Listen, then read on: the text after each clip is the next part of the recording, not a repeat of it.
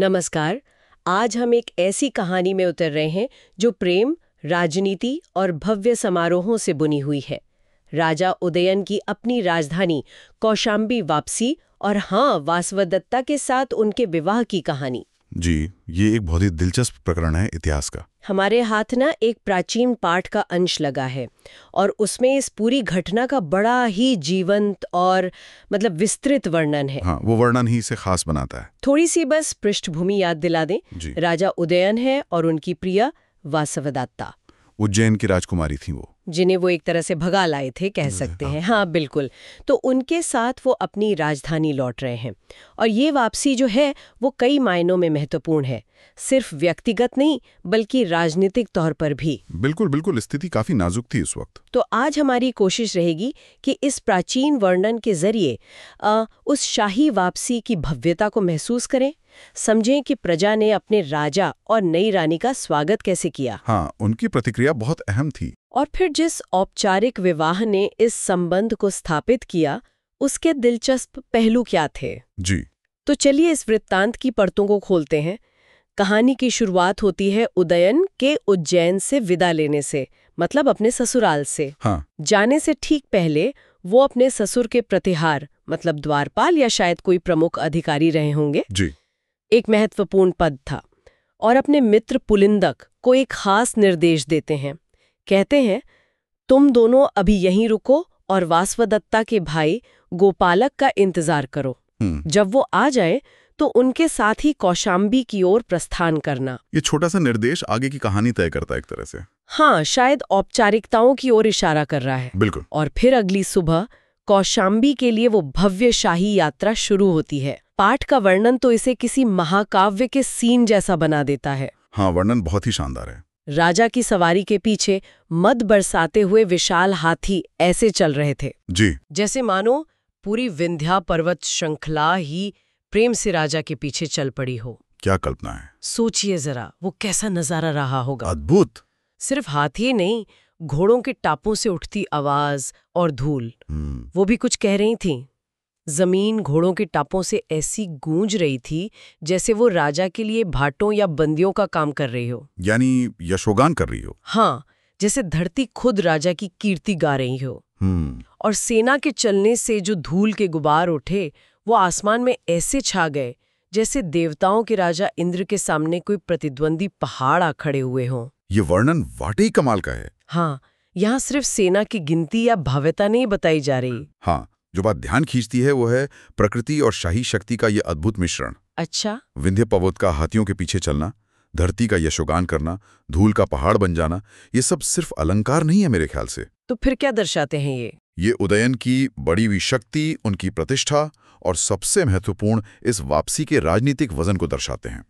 वो एक विजेता की तरह लौट रहे हैं एक लंबे अंतराल के बाद अपनी नई रानी के साथ। हाँ, सही कहा। ये न सिर्फ उनकी वापसी है बल्कि उनकी सत्ता और वैधता की पुनर्स्थापना का एक सार्वजनिक प्रदर्शन भी है। मतलब ये दिखाया जा रहा है कि प्रकृति भी उनके साथ है। बिल्कुल बिल्कुल, यही संदेश देने की कोशिश है। आपकी बात से सहमत हूँ। ये सिर्फ वापसी नहीं, एक तरह का शक्ति प्रदर्शन भी लग रहा है। जी। तो खैर, कई दिनों की लगातार यात्रा के बाद दूसरे दिन सुबह राजा अपनी राजधानी कौशाम्बी की सीमाओं में प्रवेश करते हैं। पहली रात वो अपने वफादार सेनापति रुमणवान के घर पर विश्राम करते हैं। शायद सीधे महल जाने से पहले कुछ तैयारी वगैरह के लिए। हाँ, हो सकता है। और फिर आता है वो दिन जिसका सबको इंतजार था। अगले दिन राजा उदयन अपनी प्रिय वासवदत्ता के साथ पूरे राजकीय वैभव से अपने महल की ओर बढ़ते हैं। और ये क्षण प्रजा के लिए किसी त्योहार से कम नहीं था। बिल्कुल। लोग जो इतने लंबे समय से अपने राजा के लौटने का इंतजार कर रहे थे, उत्सुकता से भरे हुए थे। रास्तों के दोनों किनारे लोगों की भीड़ से पटे हुए थे। हर कोई राजा और उनकी नई रानी की एक झलक पाने को बेचैन था। हाँ। नगर की स्त्रियां खुशी में मंगलगान कर रही थीं। वर्णन कहता है कि ऐसा लग रहा था मानो पूरा नगर ही अपने स्वामी की आने की खुशी में झूम रहा हो, गा रहा हो। वाह। और जब लोगों ने उदयन और वासवदत्ता को एक साथ देखा, वो जोड़ी जिसकी कहानी शायद तब तक काफी फैल चुकी होगी, हाँ, लोक चर्चा का विषय बन गई होगी, तो उनका सारा पिछला दुख, सारा क्षोभ जैसे धुल गया। वो खुशी से ऐसे नाचने लगे जैसे घने बादलों के साथ बिजली चमकने पर मोर नाचते हैं। ये उपमा बहुत खूबसूरत है ना? हाँ। कितनी सजीव है। हाँ, और ये प्रजा की प्रतिक्रिया जो है ये सिर्फ एक भावनात्मक उबाल नहीं है, इसके गहरे मायने हैं। क्या मायने हैं? देखिए, पहला बड़ा टेकअवे यहाँ ये है कि प्रजा का ये अपार उत्साह सिर्फ राजा के लौटने का नहीं है, बल्कि ये वासवदत्ता की सार्वजनिक स्वीकृति और इस मिलन की वैधता पर एक तरह का जनमत था। अच्छा। हाँ, ये सोचने वाली बात है। याद रखिए, वासवदत्ता औपचारिक विवाह से पहले ही उदयन के साथ आ गई थी। हाँ, जिसे उस समय की सामाजिक मान्यताओं में शायद कुछ लोग सवालिया नजर से देख सकते थे। हो सकता है। लेकिन प्रजा का ये उन्मुक्त आनंद दिखाता है कि उन्होंने इस जोड़ी को स्वीकार कर लिया है, वो प्रसन्न है। ये उस दौर के राजा और प्रजा के बीच के भावनात्मक जुड़ाव को भी दर्शाता है। ये मंगलगान, ये नाचना, ये सिर्फ खुशी जाहिर करने के तरीके नहीं, बल्कि सामूहिक स्वीकृति और समर्थन जताने के सामाजिक अनुष्ठान भी थे। बिल्कुल। और एक और खूबसूरत छवि है, ऊंचे महलों और घरों की छतों पर खड़ी स्त्रियां जो इस जुलूस को देख रही थीं। जी। उनके सुंदर चेहरे ऐसे लग रहे थे मानो आकाशगंगा में अनगिनत कमल खिल गए हों और उन्होंने पूरे आसमान को ढक लिया हो। वाह, क्या वर्णन है! भव्यता के साथ साथ सुंदरता का भी एहसास। सही कहा। तो इस तरह लोगों का अभिवादन स्वीकार करते हुए राजा उदयन, जिन्हें पाठ दूसरी राजलक्ष्मी के समान वासवदत्ता कहता है, मतलब वासवदत्ता को राज्य की लक्ष्मी का ही दूसरा रूप माना जा रहा है। हाँ, उनके साथ राजमहल में प्रवेश करते हैं। और महल का नजारा वो भी कुछ कम नहीं था। कैसा था? महल उन सामंत राजाओं से खचाखच भरा था जो अपने अधिपति मतलब उदयन की सेवा में हाजिर हुए थे। वफादारी दिखाने। हाँ, बंदियों और गायकों मतलब वही भाट और चारण, उनके गीतों और संगीत से पूरा महल गूंज रहा था। एक बड़ी प्यारी सी पंक्ति है पाठ में, महल ऐसा लग रहा था मानो अभी वो सोकर जागा हो। जैसे राजा की गैर मौजूदगी में वो शांत और उदास था और अब उनके आने से उसमें फिर से जान आ गई है। ये सोकर जागने वाला रूपक बहुत सटीक है ना? हाँ।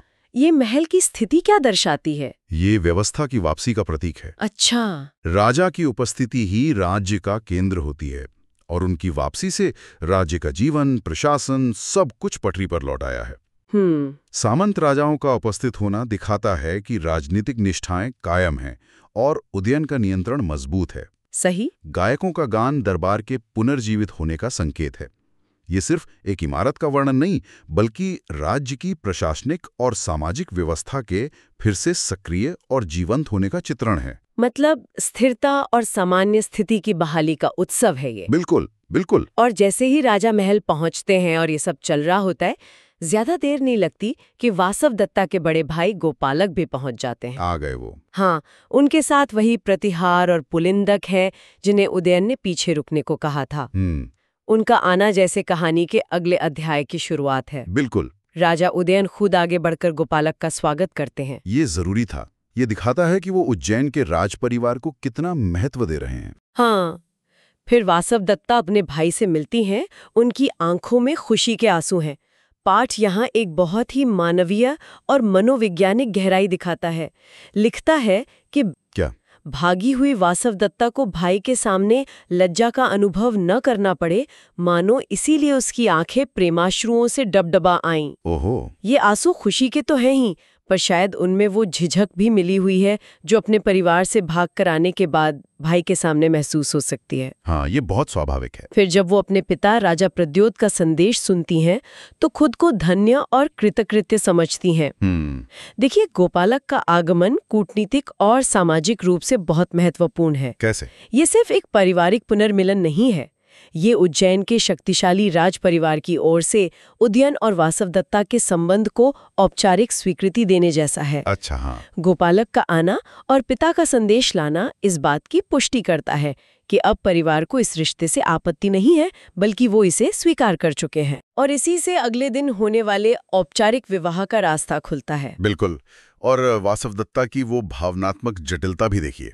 खुशी, राहत और शायद थोड़ी सी ग्लानि या संकोच का मिश्रण, जिसे आंसुओं ने ढक लिया। हाँ, ये उस दौर में व्यक्तिगत भावनाओं और सामाजिक पारिवारिक सम्मान के बीच संतुलन साधने की चुनौती का एक सूक्ष्म चित्रण है। ये दिखाता है कि कैसे सार्वजनिक भूमिकाएं और व्यक्तिगत एहसास एक साथ चलते थे। जी, आपने सही कहा, ये मुलाकात औपचारिक विवाह की नींव रखती है और फिर अगले ही दिन शुभ मुहूर्त में विवाह संस्कार संपन्न होता है। वासवदत्ता के भाई गोपालक खुद इस पूरे विवाह महोत्सव के आयोजन और प्रबंधन की जिम्मेदारी उठाते हैं, जो एक बार फिर उज्जैन की स्वीकृति और भागीदारी को दर्शाता है। बिल्कुल। अब आता है विवाह का केंद्रीय क्षण, उदयन द्वारा वासवदत्ता का हाथ ग्रहण करना, यानी पाणी ग्रहण संस्कार। हाँ। यहाँ पाठ का वर्णन अत्यंत काव्यात्मक और संवेदनशील हो जाता है। कहा गया है कि वासवदत्ता का हाथ ऐसा कोमल था मानो रति रूपी लता के नवीन निकले हुए पल्लव जैसा। रति यानी प्रेम की देवी।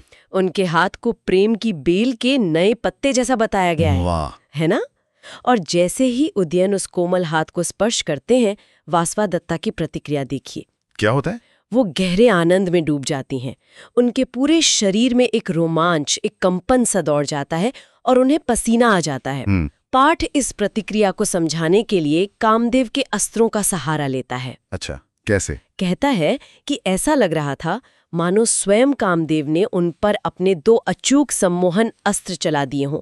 वायव्य अस्त्र, जो हवा से जुड़ा है, जिससे कंपन होता है। हाँ, और वारुण अस्त्र, जो जल तत्व से जुड़ा है, जिसे पसीना यानी स्वेद आता है। ये वर्णन कितना असाधारण है। असाधारण ही नहीं, ये बहुत गहरे अर्थ समेटे हुए है। ये सिर्फ एक शारीरिक प्रतिक्रिया का ग्राफिक वर्णन नहीं है, तो ये उस क्षण की भावनात्मक और मनोवैज्ञानिक तीव्रता को व्यक्त करने का एक काव्यात्मक तरीका है। हाँ। रति और कामदेव का उल्लेख इस मिलन को एक दैवीय स्वीकृति और प्रेम की पराकाष्ठा के रूप में प्रस्तुत करता है। अच्छा। कंपन और पसीना यहाँ सिर्फ घबराहट या उत्तेजना के लक्षण नहीं, बल्कि प्रेम और आनंद की गहरी अनुभूति के प्रतीक हैं। वाह। ये तत्कालीन सांस्कृतिक समझ को उजागर करता है, जहाँ प्रेम, विवाह और शारीरिक अनुभूतियों को दैवीय शक्तियों से जोड़कर देखा जाता था।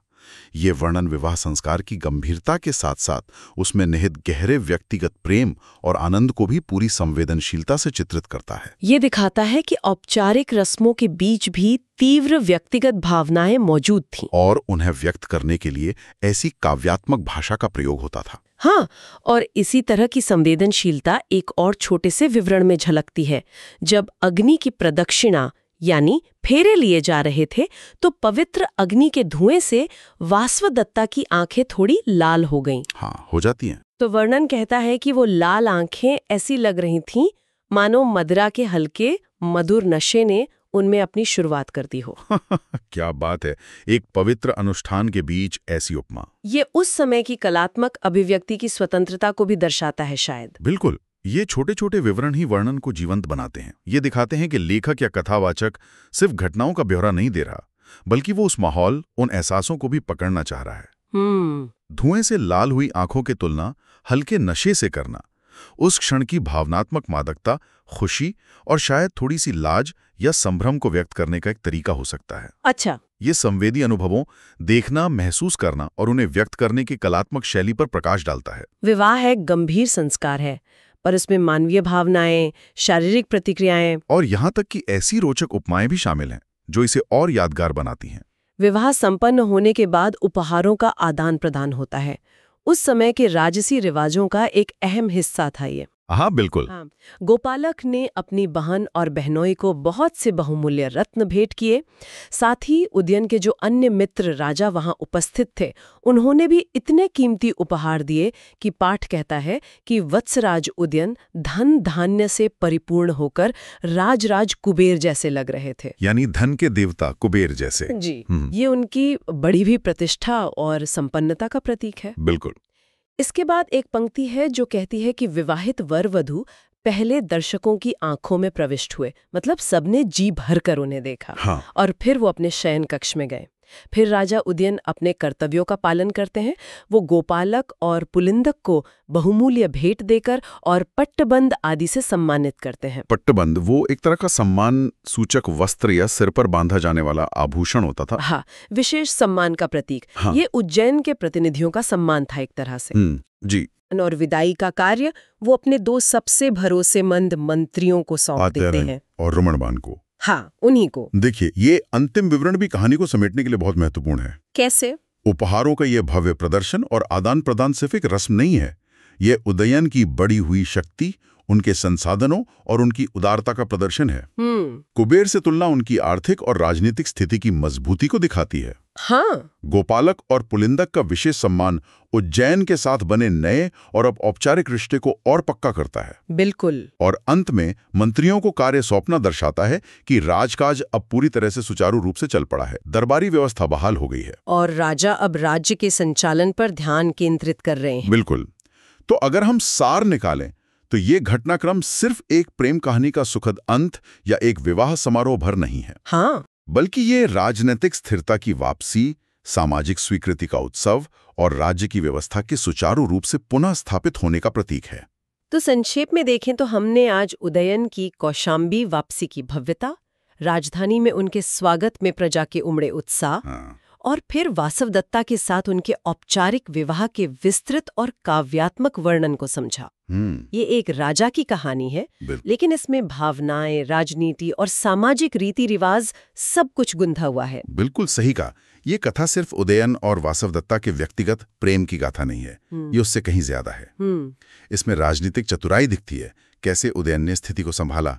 इसमें लोक भावनाओं का महत्व पता चलता है, कैसे प्रजा की स्वीकृति मायने रखती थी। हाँ, वो बहुत महत्वपूर्ण था। इसमें शाही समारोहों की भव्यता और उनके प्रतीकात्मक अर्थ उजागर होते हैं। और सबसे बढ़कर ये एक ऐसे मिलन को जो शायद शुरू में भागकर आने के कारण विवादास्पद रहा हो, औपचारिक और सामाजिक स्वीकृति दिलाने की प्रक्रिया को दिखाता है। ये विस्तृत और संवेदनशील वर्णन हमें उस युग के सांस्कृतिक, सामाजिक और भावनात्मक परिदृश्य में झांकने का एक अनमोल अवसर देते हैं। जी। ये दर्शाते हैं कि कैसे व्यक्तिगत जीवन और सार्वजनिक कर्तव्य, प्रेम और राजनीति उस समय में एक दूसरे से कितने गहरे जुड़े हुए थे। और जैसा कि हम हमेशा करते हैं, जाते जाते श्रोताओं के लिए एक विचार छोड़ जाते हैं। जी। इस पाठ में विवाह के समय उदयन के स्पर्श पर वासवदत्ता की तीव्र भावनात्मक और शारीरिक प्रतिक्रिया, वो कंपन, वो पसीना, वो आनंद में डूब जाना, इसका इतना विस्तृत और काव्यात्मक वर्णन क्यों किया गया है? ये सोचने वाली बात है। ये गहन विवरण उनके पहले से चले आ रहे प्रगाढ़ संबंध की प्रकृति के बारे में क्या संकेत दे सकता है? और इससे भी आगे बढ़कर एक औपचारिक सार्वजनिक अनुष्ठान के बीच ऐसी तीव्र और व्यक्तिगत भावनाओं के इतने खुले प्रदर्शन को इस तरह दर्ज करना, हाँ, तत्कालीन समाज में प्रेम की अभिव्यक्ति और उसकी स्वीकृति के बारे में क्या बताता है? बहुत अच्छा सवाल है। इस पर सोचिएगा जरूर।